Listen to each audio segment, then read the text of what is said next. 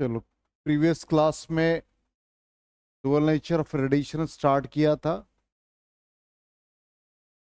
थोड़ा इसको ब्रीफ कर दे, जिसका जिसका क्लास छूटा वो देख लो। इसमें types of emission of electron पहले हम लोगों ने डिस्कशन किया था। तो सबसे पहला फोटोइलेक्ट्रिक इफेक्ट का एक्सपेरिमेंटल डेमोन्स्ट्रेशन था, जिसमें बताया था कि ये एक्सपेरिमेंटल स्टडी है, ये पूरा एक सेटअप है जिसमें इवैक्यूएटेड क्वार्ट्ज ट्यूब है, ये फोटो सेंसिटिव प्लेट है, इस पर इंसिडेंट रेडिएशन जैसे ही स्ट्राइक हुआ तो यहाँ से इलेक्ट्रॉन का एमिशन हुआ, और ये कलेक्टिंग इलेक्ट्रोड है। जो इलेक्ट्रॉन का एमिटिंग इलेक्ट्रोड से कलेक्टिंग इलेक्ट्रोड पे एकोमलेशन हो रहा है, उसको मेजर करने के लिए मिली एम्पियर या माइक्रो एम्पियर, हम लोगों ने माइक्रो यूज किया था, जैसे फिगर है मिली एम्पियर है। और ये फोटो इलेक्ट्रिक करंट को मेजर करता है, और इसके बीच के पोटेंशियल को मेजर करने के लिए वोल्ट मीटर, और यहाँ पर हमने आपको बताया था कि पोटेंशियल डिवाइडर हम लोग यूज करते हैं। और ये अपरेटस में क्या क्या इंस्ट्रूमेंट हम लोगों ने, या अपरेटस में क्या क्या कंटेंट्स है, क्या क्या जो भी सेगमेंट पी और क्यू है, उन सब के बारे में हमने बता भी दिया था प्रीवियस क्लास में। और जैसे ही मोनोक्रोमेटिक सोर्स ऑफ लाइट इसके ऊपर इंसिडेंट होता है, तो हमने बताया था एक सुटेबल फ्रीक्वेंसी का लाइट जब इंसिडेंट हो रहा है तो इलेक्ट्रॉन का एमिशन हो रहा है और वो एनोड के ऊपर कलेक्ट हो जा रहा है। ठीक, जिसका एक्सपेरिमेंटल सेटअप हमने कल के क्लास में बताया था कि कंस्ट्रक्शन में एक क्वार्ट्ज ट्यूब होता है, ये क्वार्ट्ज विंडो है। कल हम लोगों ने डिस्कशन कर दिया था कि सिलिकेट क्रिस्टल होते हैं, अर्थ कॉन्टिनेंटल क्रस्ट में ये पाया जाता है। और यहाँ पर ये फोटो सेंसिटिव प्लेट ई है, जो कैथोड और एमीटर की तरह एक्ट करता है, और दूसरा कलेक्टर और एनोड है। इसका पोटेंशियल यहाँ पर इलेक्ट्रोड का पोटेंशियल हमने बता दिया था कि नेगेटिव, और कलेक्टर का पोटेंशियल पॉजिटिव होता है। उसके बाद हम लोगों ने कहा था कि इसमें एक कम्यूटेटर यूज करते हैं जिससे मल्टीपल की होते हैं, और इसको कनेक्ट कर दिया, और इसमें वोल्ट मीटर और माइक्रो एम्पियर यूज किया। उसके बाद इसको कनेक्ट कर दिया था हम लोगों ने यहाँ पर पोटेंशियल डिवाइडर से। तो ये हमारा पूरा एक सेटअप बन गया था। अब ये सेटअप बनने के बाद हमने कहा था कि जैसे ही आप इस पर इंसिडेंट रेडिएशन फॉल कराएंगे, तो ये पूरा सेटअप था हमारा। तो यहाँ पर एक मोनोक्रोमेटिक सोर्स ऑफ लाइट जब इसके ऊपर इंसिडेंट होता है, तो उस कंडीशन में फोटो सेंसिटिव प्लेट, जैसे ही लाइट इंसिडेंट हुआ तो फोटो सेंसिटिव प्लेट से इलेक्ट्रॉन का एमिशन होता है, और वो इलेक्ट्रॉन यहाँ पर कलेक्टर पे इकट्ठा होता जाता है, और इससे हम लोगों को फोटो इलेक्ट्रिक करंट का सेटअप मिलता है। वही एरो से हमने रिप्रेजेंट किया कि यहाँ से करंट मिला, और ये माइक्रो एम्पियर इसको मेजर कर लेगा। ठीक, और ये हम लोगों ने प्रीवियस क्लास में कल में ही सीखा था। अब यहाँ पर वर्किंग क्या है कि हम लोग फोटो इलेक्ट्रिक करंट का वेरिएशन फ्रीक्वेंसी के साथ, फोटो इलेक्ट्रिक करंट और फ्रीक्वेंसी का वेरिएशन पोटेंशियल के साथ और इंटेंसिटी के साथ। तो कल हम लोगों ने एक सेगमेंट यूज कर लिया था, आज सेकेंड और थर्ड सेगमेंट पे आएंगे। यही हमारा पूरा डिवाइस है। तो हमने कल भी बताया था कि जैसे ही monochromatic source of light incident हुआ, उसके इंटेंसिटी को यदि हम बढ़ा देते हैं, उस कंडीशन में नंबर ऑफ फोटो इलेक्ट्रॉन्स का इजेक्शन ज्यादा होने लगता है। इसका मतलब कि photo electric current directly proportional to intensity of incident radiation. ठीक, इसके डायरेक्टली प्रोपोर्शनल है। तो ये हम लोगों को इफेक्ट ऑफ इंटेंसिटी में कल के क्लास में मिल गया था। यही था हमारा photo electric current. Intensity graph कैसा आया था? Straight line. ठीक, यहां तक हम लोग कल पढ़ चुके थे। ठीक, और इसमें हम लोगों ने ये भी डिस्कशन कर लिया था कि इंटेंसिटी को इंक्रीज करते हैं तो फोटो इलेक्ट्रिक करंट भी इंक्रीज करता है, और नंबर ऑफ फोटोन्स भी इंक्रीज कर जाते हैं। ये हम लोगों का कल का प्रीवियस क्लास का एनालिसिस। अब यहां पर effect of potential on photo electric current, graphical representation ये। अब ये जो ग्राफिकल रिप्रेजेंटेशन ये क्या कहता है? ये हम लोगों ने कल डिस्कशन किया था, आज फिर इस चीज को रिपीट भी कर रहे हैं। तो हम लोगों ने कहा था कल के क्लास में कि जैसे ये हम लोग फोटो इलेक्ट्रिक करंट को आईपी को वाई एक्सिस पर रख रहे हैं और यहां पर कलेक्टर पोटेंशियल को एक्स एक्सिस। तो कल के क्लास में देखा था कि जैसे जैसे आप पोटेंशियल पॉजिटिव रख रहे हैं तो फोटो इलेक्ट्रॉन्स का एमिशन हुआ और इसके बाद ये इंक्रीज नहीं कर रहा है। इसका मतलब यहां पर सैचुरेशन करंट मिल गया, इसलिए इस सेगमेंट का नाम हम लोगों ने सैचुरेशन करंट रखा। अब इसके बाद हम पोटेंशियल को जीरो करते हैं तो ग्राफ यहां पर आके मिलता है। यहां पोटेंशियल जीरो है लेकिन photo electric current non zero है। ये इंडिकेट ये कर रहा है कि यदि आप पोटेंशियल को जीरो कर दो तो यहां पर फोटो इलेक्ट्रॉन्स का एमिशन हो रहा है, फोटो इलेक्ट्रॉन का एमिशन बंद नहीं हो रहा है, ये इंडिकेट कर रहा है। तो हम लोगों ने पॉजिटिव पोटेंशियल का डिस्कशन कर लिया, जीरो पोटेंशियल का भी डिस्कशन हो गया। अब हम नेगेटिव पोटेंशियल पर जब जाते हैं तो ये ग्राफ यहां पर इस पॉइंट पर आके मिलता है और ये एक नेगेटिव पोटेंशियल V नॉट है और इसका नाम हम लोगों ने कल भी बताया था, इसको हम लोग कहते हैं कट ऑफ पोटेंशियल और रिटार्डिंग पोटेंशियल।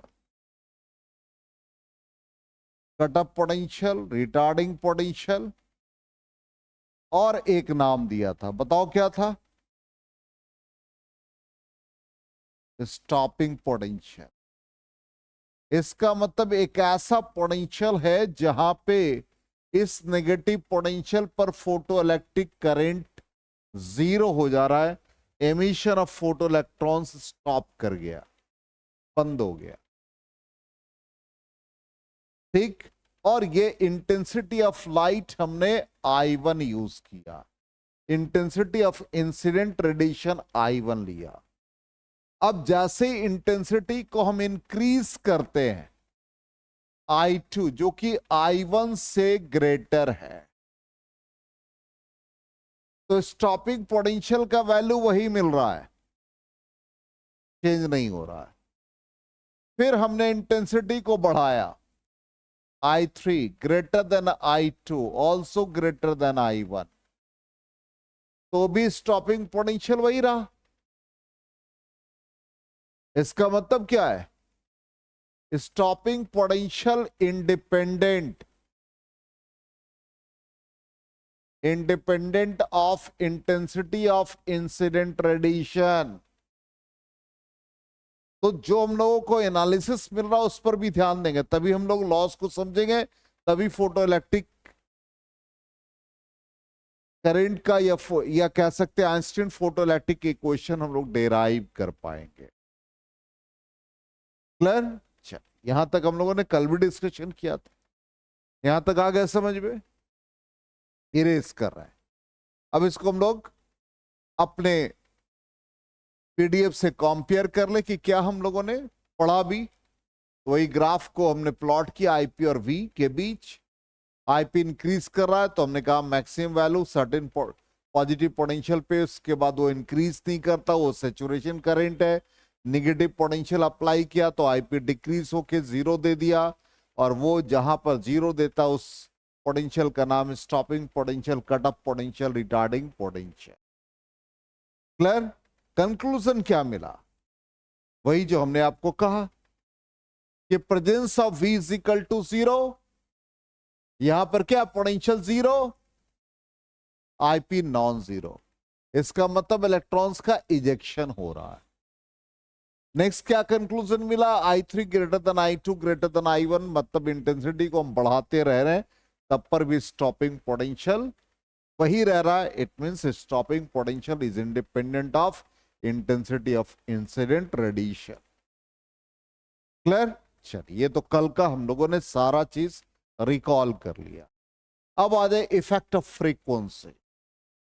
इंटेंसिटी को बढ़ा करके देखा, अब फ्रीक्वेंसी को बढ़ा के देखते हैं, तो ग्राफ का नेचर ऐसा आ रहा। ठीक, अब ध्यान दीजिए, फिर वैसे ही हम लोगों ने क्या देखा था, ये ग्राफ का नेचर था फॉर स्टॉपिंग पोटेंशियल 1, और इस समय फ्रीक्वेंसी ऑफ इंसिडेंट रेडिएशन ν1, और यहां फोटो इलेक्ट्रिक करंट और ये पोटेंशियल।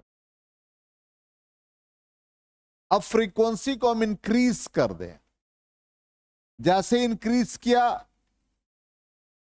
आईपी का वैल्यू या सैचुरेशन करंट ऑलमोस्ट सेम है, तो पोटेंशियल नेगेटिव रहेगा, लेकिन इसका मैग्नीट्यूड पहले से ज्यादा हो गया। It means V02 larger than V01 in terms of magnitude. तो ये ν2 मतलब ν2 ग्रेटर देन ν1, तो स्टॉपिंग पोटेंशियल ही बढ़ गया। इसका मतलब stopping potential is directed related to frequency, तो स्टॉपिंग पोटेंशियल फ्रीक्वेंसी डिपेंडेंट हो गया। क्लियर?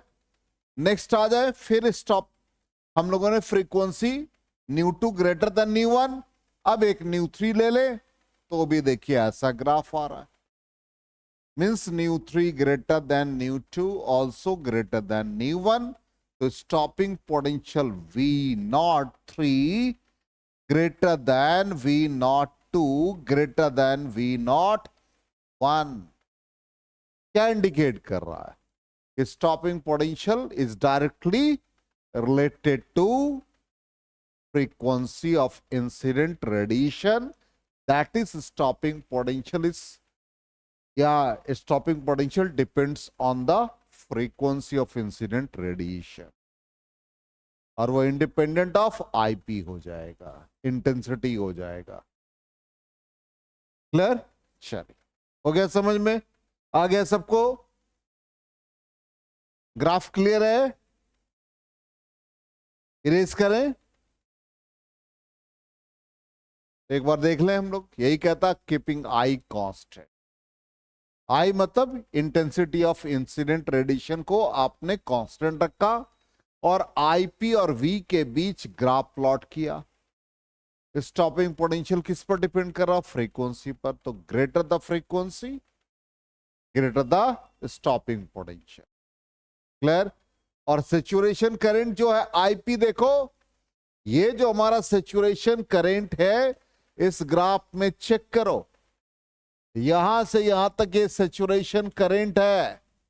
ये सैचुरेशन करंट क्या है? इंडिपेंडेंट ऑफ फ्रीक्वेंसी, ये फ्रीक्वेंसी पर डिपेंड नहीं कर रहा है। क्लियर? सबका एक ही वैल्यू है। अब आपको कंक्लूजन क्या मिला? अब वो कंक्लूजन देखिए क्या मिला, ध्यान दीजिएगा। बड़ी मेहनत से स्लाइड्स को बनाया है, इसलिए डार्क शेड भी और व्हाइट शेड भी डाल रहे हैं। ये सारे क्या है? Free electrons.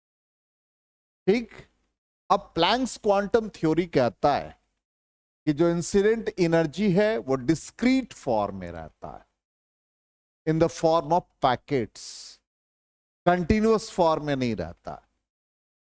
ठीक, अब जितने भी फोटोन आ रहे हैं सोर्स से, उसका एक सर्टेन एनर्जी होता है, और उस एनर्जी को हम लोग लिखते हैं E is equal to H nu. H is the Planck's constant और nu is the frequency of incident radiation. ठीक, तो फोटोन को से लिखा। अब यहां पर किसी मेटल में बहुत सारे फ्री इलेक्ट्रॉन्स हैं, तो ये फ्री इलेक्ट्रॉन्स जल्दी से बाहर नहीं आते।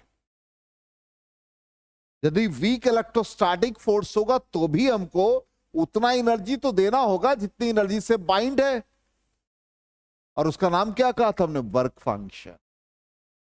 तो इंसिडेंट रेडिएशन का वैल्यू वर्क फंक्शन से ज्यादा और उसके बराबर होगा, तभी इलेक्ट्रॉन्स इजेक्ट होंगे।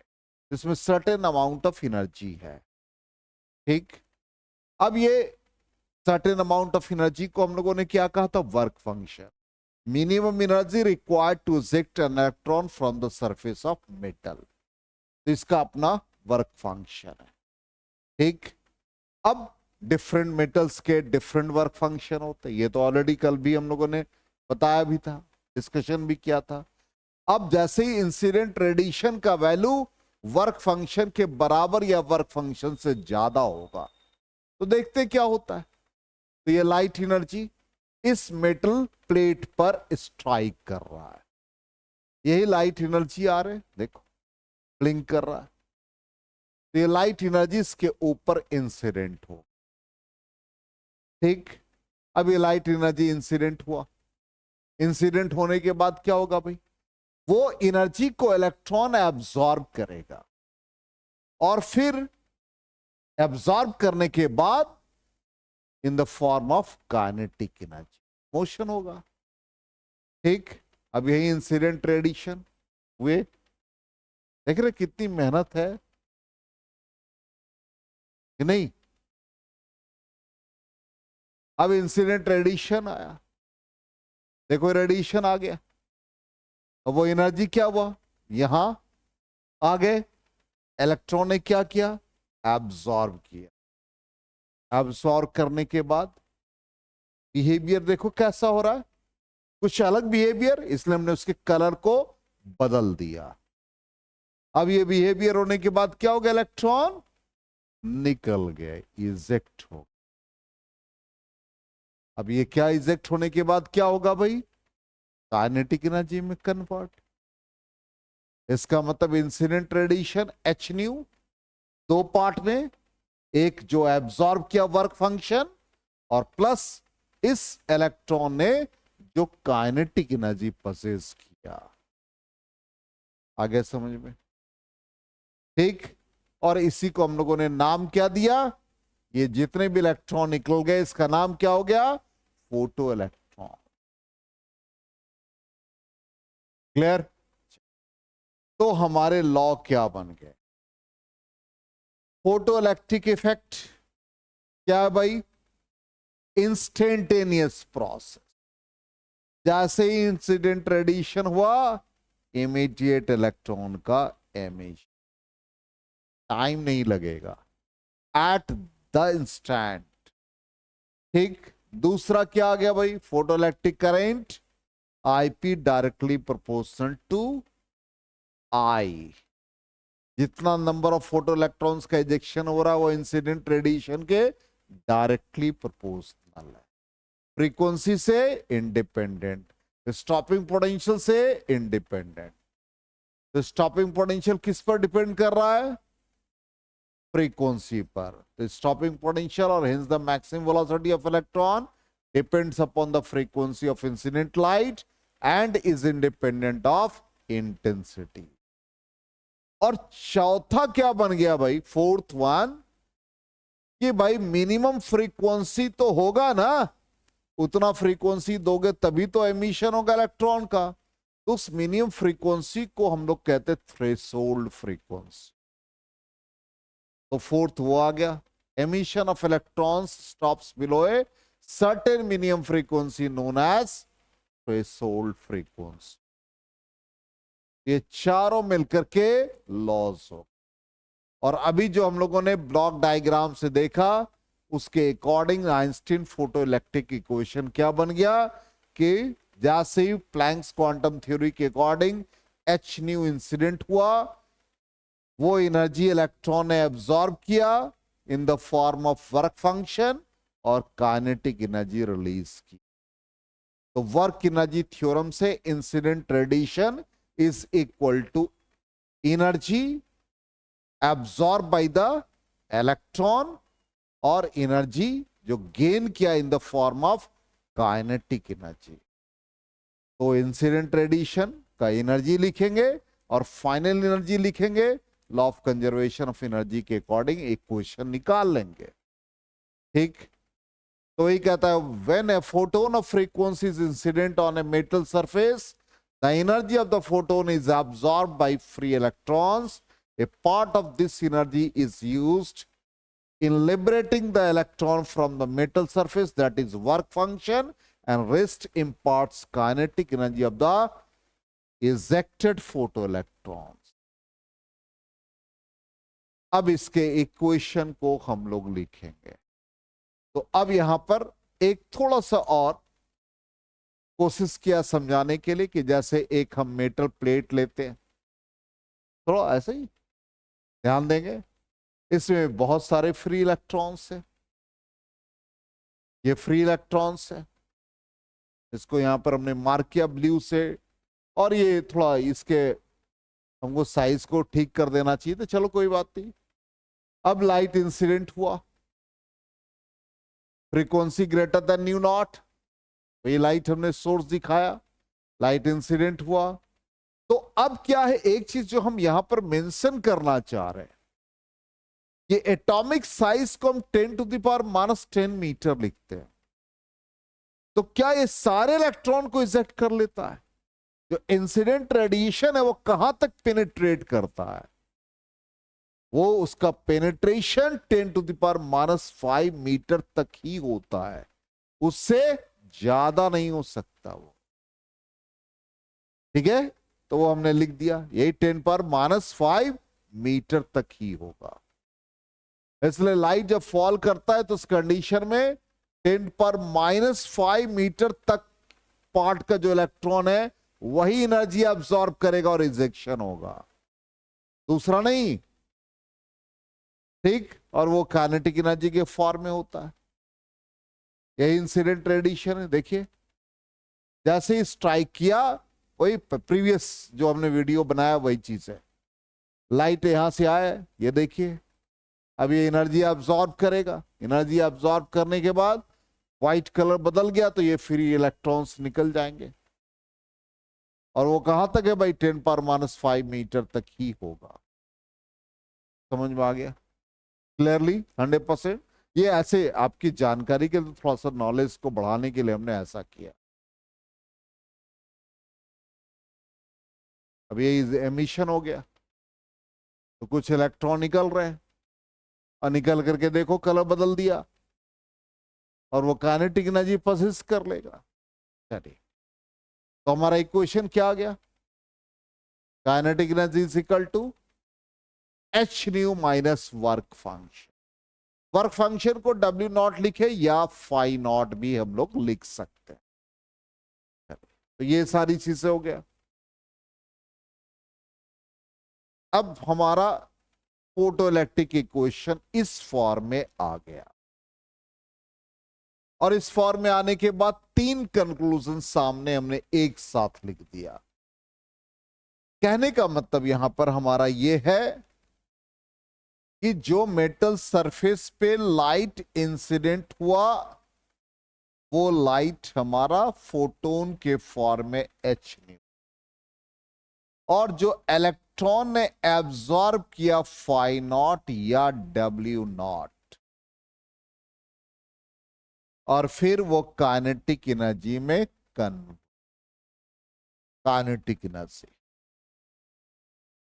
ठीक, अब टोटल एनर्जी जो इंसिडेंट है वो एच न्यू है, phi naught work function plus kinetic energy, h nu naught plus kinetic energy. अब इसको आप kinetic energy is equal to H nu minus H nu naught लिख देंगे। अब ये कंडीशन आ गया, यही आ गया आपका। अब इस इक्वेशन में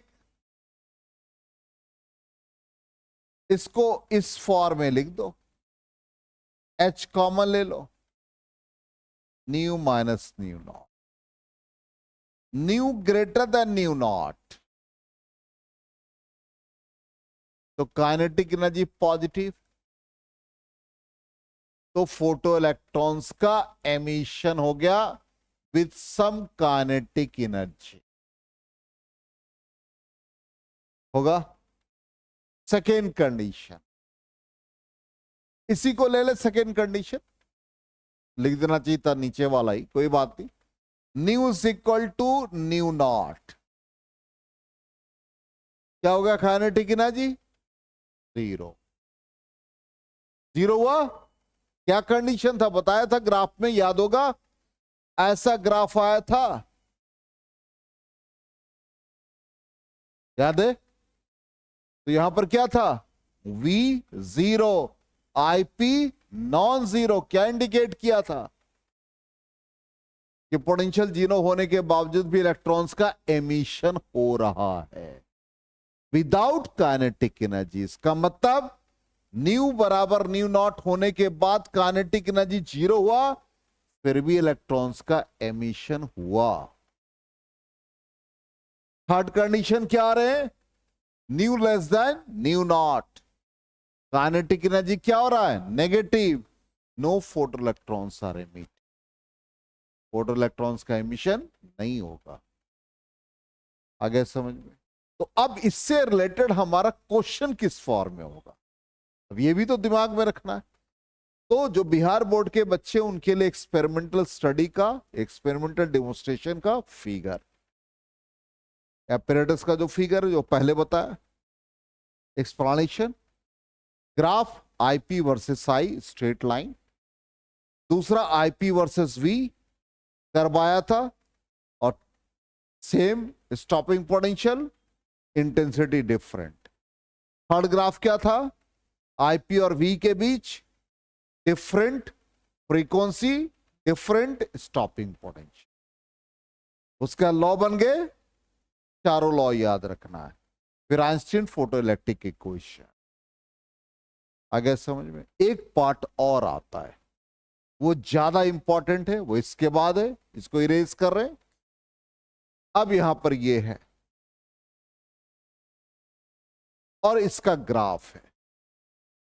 अब कैसे आ रहा है वो सारी चीजें हम आपको बता रहे। ग्राफ का नेचर ऐसा आता है, और इस ग्राफ में क्वेश्चन में दिया रहता है कि ऐसा ग्राफ है, और इसमें स्लोप गिवन होता है, और स्लोप गिवन होने के बाद इससे कहता प्लैंक्स कांस्टेंट का वैल्यू निकालो।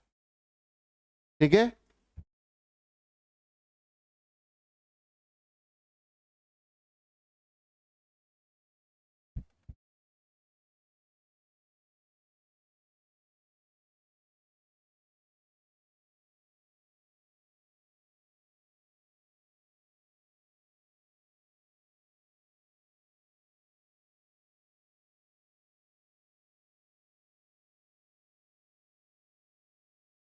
अब ध्यान दो कैसे इक्वेशन आया। यहां तक तो हम लोग ऑलरेडी डेराइव कर चुके। Kinetic energy is equal to होता चार्ज इनटू पोटेंशियल, तो पोटेंशियल को ईवी नॉट।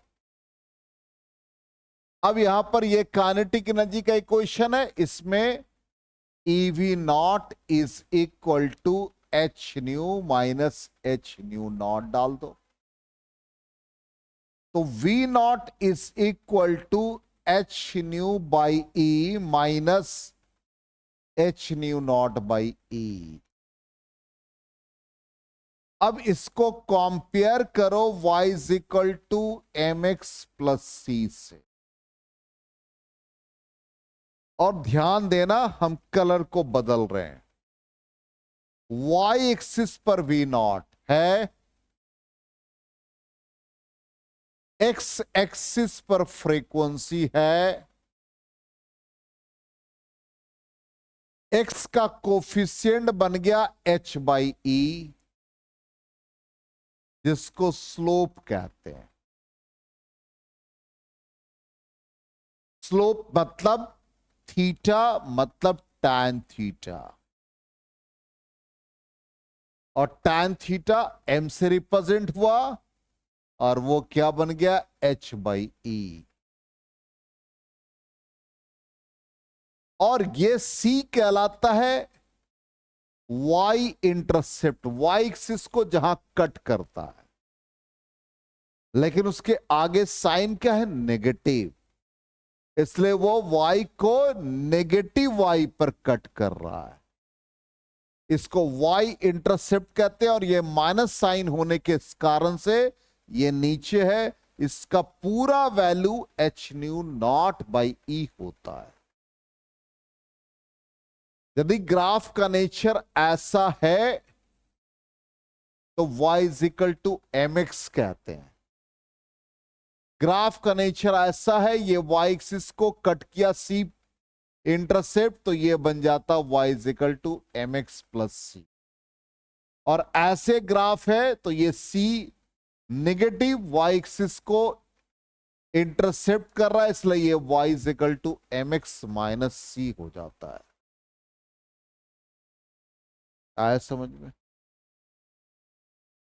अब क्वेश्चन में आपको क्या दे देगा कि एक स्टॉपिंग पोटेंशियल वर्सेस फ्रीक्वेंसी का ग्राफ है और उस ग्राफ में स्लोप का वैल्यू कुछ दे दिया, कुछ क्वांटिटी 5 6 7 कुछ भी, एक एग्जाम्पल दे रहे हैं।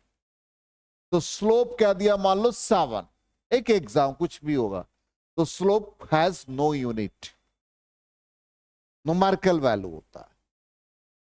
अब स्लोप का वैल्यू दिया और कहा कि प्लैंक्स कांस्टेंट निकालो। तो प्लैंक्स कांस्टेंट का वैल्यू सबको याद रहता है, 6.6 इंटू 10⁻34। लेकिन जो न्यूमेरिकल डेटा दिया रहेगा उससे इसका वैल्यू थोड़ा डिफरेंट आएगा, 6.6 एग्जैक्टली नहीं आएगा, कुछ डिफरेंट वैल्यू आएगा। तो क्या करेंगे, स्लोप जो वैल्यू दे रखा है उसको इलेक्ट्रॉनिक चार्ज से मल्टीप्लाई कर देंगे। 7 हमने एक हाइपोथेटिकल वैल्यू आपको समझाया। वैल्यू तो कुछ भी रहेगा, वैल्यू तो ऐसा रहेगा कि जो 10⁻34 के ऑर्डर में आए। आ गए समझ में? तो इस तरह से ये पूरा सेगमेंट हमारा खत्म हो गया आइंस्टीन फोटोइलेक्ट्रिक इक्वेशन का। यहां तक कंप्लीट करो, तो नेक्स्ट क्लास में इसका प्रॉब्लम बताएंगे। आज ऐसे भी कम अटेंडेंस है, यहां तक कंप्लीट करो।